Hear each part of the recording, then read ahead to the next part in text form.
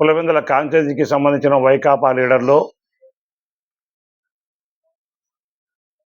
మా భాగస్వామ్య పార్టీ అయినటువంటి బీజేపీ ఎమ్మెల్యే అయినటువంటి జమ్మడు కాన్స్టిట్యున్సీ ఎమ్మెల్యే అయినటువంటి శ్రీ సదిపిరాల ఆదినారాయణ గారి గురించి ఏంటంటే అవాకులు చవాకులు పేలుతున్నారు. నేను దీనికి చెప్పేది అంటే ఆయన ఏదో ఎవరో దయాభిక్ష మీద ఎమ్మెల్యే అయినాడు, అది చేసిన ఇది చేసినాడు అని చెప్తున్నారు. ఎవరైనా కానీ మాట్లాడేటప్పుడు, నేను కానీ వేరే పార్టీ వాళ్ళు కానీ ఎవరైనా కానీ మాట్లాడేటప్పుడు గతం ఒకసారి ఆలోచన చేసి మాట్లాడితే పెద్ద సమస్య రాదు. నీకు శ్రీ వైఎస్ దివంగతులు రాజశేఖర సార్ గారు ఫస్ట్ 78లో ఆ ఉద్దోడ మీద గెలిచి, ఆ తర్వాత హస్తం పార్టీ అంటే ఇందిరా కాంగ్రెస్ పార్టీ గుర్తు మీద పోటీ చేయడము, ఆ పార్టీలో చాలా నమ్మకంగా ఎదిగి ముఖ్యమంత్రి స్థాయి వరకు 2వ తూరిగా ముఖ్యమంత్రి స్థాయి అయ్యి దురదృష్టవశాత్తు సెప్టెంబర్ 2వ తేదీ 2009 చనిపోవడం జరిగింది. ఆయన జీవితకాలం అంతా మనకి ఏదైతే అన్నం పెట్టిన పార్టీని సున్నం పెట్టకూడదనే ధ్యేయతో ఆయన ఎంతమంది చెప్పినాడు కొత్త పార్టీ పెడతాము, మనకు ముఖ్యమంత్రి పదవి వీలేదన్నా కూడా ఆయన ఎక్కడ దాంతో విభేదించి వచ్చి ముఖ్యమంత్రి స్థాయికి చేరుకున్న వ్యక్తి. ఆయన ముఖ్యమంత్రి అయిన టైంలో ఆ కుటుంబ నేపథ్యం గురించి మాట్లాడితే ఎవరి అదృష్టం వాళ్ళది, ఎవరి దురదృష్టం వాళ్ళది. రాజశేఖర సార్ సీఎంగా ఉన్నప్పుడు ఆ కుటుంబ ఆర్థిక వ్యవస్థ ఎంత ఉండేదనేది ఈ రాష్ట్ర ప్రజలందరూ తెలిసిన విషయమే. ఈ జిల్లా ప్రజలకు ఇంకా బాగా తెలుసు, ఈ కాన్స్టిట్యున్సీ ప్రజలకు బాగా తెలుసు. అయితే ముఖ్యమంత్రిగా ఉన్న టైంలో వాళ్ళ కుమారుడు అయినటువంటి మాజీ ముఖ్యమంత్రి వర్యులు ప్రస్తుత పులివెందుల ఎమ్మెల్యే అయినటువంటి శ్రీ వైఎస్ జగన్మోహన్ రెడ్డి గారు ఎంత స్థాయికి ఎదిగినాడో అందరికి తెలిసిన విషయమే. ఒక పార్టీని నమ్ముకొని వాళ్ళ ఫాదర్ ముఖ్యమంత్రి అయితే ఆ ముఖ్యమంత్రి పదవిని అడ్డం పెట్టుకొని ఆయన స్థాయి పెంచుకుంటే, స్వతంత్ర పార్టీ పెట్టి అన్నం పెట్టిన పార్టీకి సున్నం పెట్టిన వ్యక్తి ఎవరంటే శ్రీ వైఎస్ జగన్మోహన్ రెడ్డి, శ్రీ వైఎస్ కుటుంబం. ఎందుకంటే కాలానుగుణంగా ఎవరు ఏ పార్టీలో ఇమ్మడలేరు. ఎవరు చెప్పి నేనున్నా ఉడక ఓరుగా ఇమ్మడలేరు. పార్టీ అధినాయకత్వం నడుచుకునే విధానం బట్టి వాళ్ళ కింద పనిచేసే లీడర్లు ఇటు అటు మలుతా అంటారు. ఆ కోవలోనే జగన్మోహన్ రెడ్డి గారు కానీ సోనియమ్మ పాదయాత్రకు పర్మిషన్ ఇవ్వలేదని చెప్పని, ముఖ్యమంత్రి పదవికి అవకాశం లేదని ఆయన తిరుగుబాటు చేసినాడు. అయినా కూడా ఆదినారాయణ అన్న, జమ్మడు శాసనసభ్యులు అంటున్న ఆదినారాయణ అన్న జగన్ రెడ్డి వెనకంబడితో ఉన్నాడు. మళ్ళీ ఆ పార్టీ ద్వారానే ఎమ్మెల్యే అయినాడు. ఆ పార్టీ అధినాయకునితో విభేదించి, ఎట్లయితే జగన్మోహన్ రెడ్డి సోనియా గాంధీతో విభేదించి పక్కన పార్టీ పెట్టుకున్నాడో, ఈయన కానీ జగన్ రెడ్డితో విభేదించి తెలుగుదేశం పార్టీ చేరినాడు. అంటే దీంట్లో దయా దాచిన్యము, ఎవరో కరుణ కట్టాచలు ఏముంటాయి? కృషి అనేది ఉండాలా. ఏదో 175 సీట్లలో పోటీ చేసిన పార్టీ 11 సీట్లకు పరిమితం అయితే మీ అధినాయకుని ఆశీస్సులతోనే అంతా ఓడిపోయారా? మళ్ళీ గెలిచాలి కదా. మీ అధినాయకుడు అంతటా ఈరుడు సూర్యుడు చంద్రుడు అయితే మీ నాయకునికి ఎందుకు 91,000 ఉంటే 60,000 వచ్చినాయి ఓట్లు? అది తెలుసుకోండి ఫస్ట్. మీరు మాట్లాడే వాళ్ళందరూ రేపొద్దున మీరు కానీ ఇమ్మడలేరు. ఇమ్మడచ్చు, రెండు ఉంటాయి. ఇమ్మడలేనప్పుడు బయటకు వచ్చి నిన్ను కానీ వాళ్ళు అట్లా మాట్లాడితే ఊరుకుంటావా? ప్రజాస్వామ్యంలో ఎవరికి ఉన్న హక్కులు వాళ్ళకు ఉంటాయి. ఎవరి వాక్ చాతుర్యాన్ని కానీ ఏమంటారు దానికి, వాళ్ళ ఆత్మాభిమానం చంపుకొని ఇమ్మడలేరు. అట్టటోళ్ళు బయటకు వస్తారు. ఖచ్చితంగా రేపు మున్సిపల్ ఎలక్షన్లలో ఆదినాడన్న చెప్పింది కరెక్ట్. 100కి 100 పాలు నేను ఆ నుండి గెలిపిస్తా అని చెప్పింది.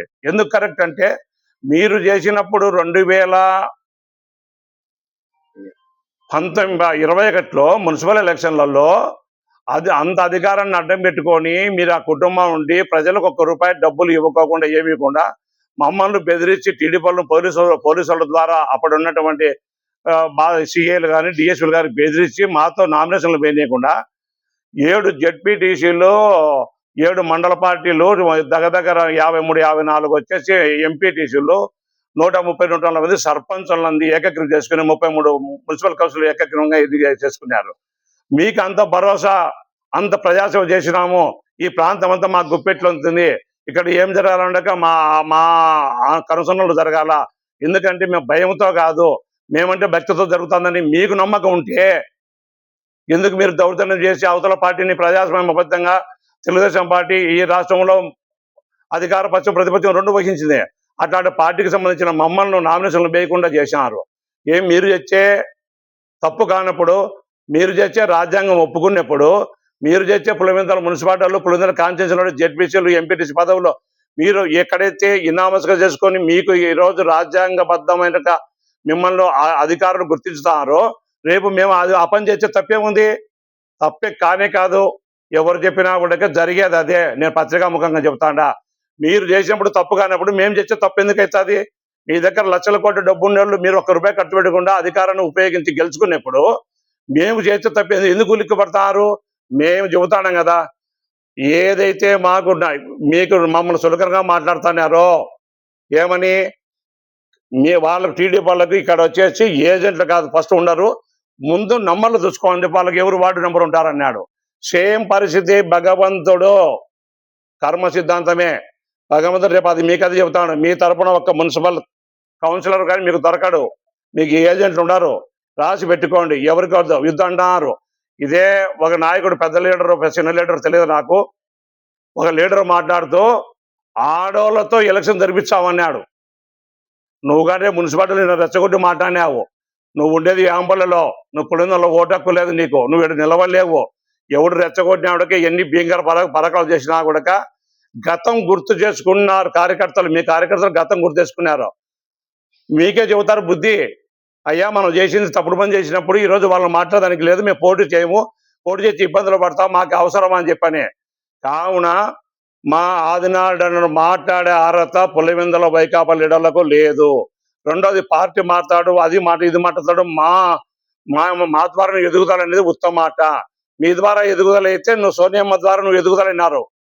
మీ నాన్నేమో ఒక్క పొర్లు పోకుండా ఆ పార్టీకి అంకితమై శిరసావగించి ఆ కుటుంబాన్ని ప్రధానమంత్రి హోదాలో చూడాలని చెప్పని ఇప్పుడు రాహుల్ గాంధీని కోరుకుంటున్నాడు.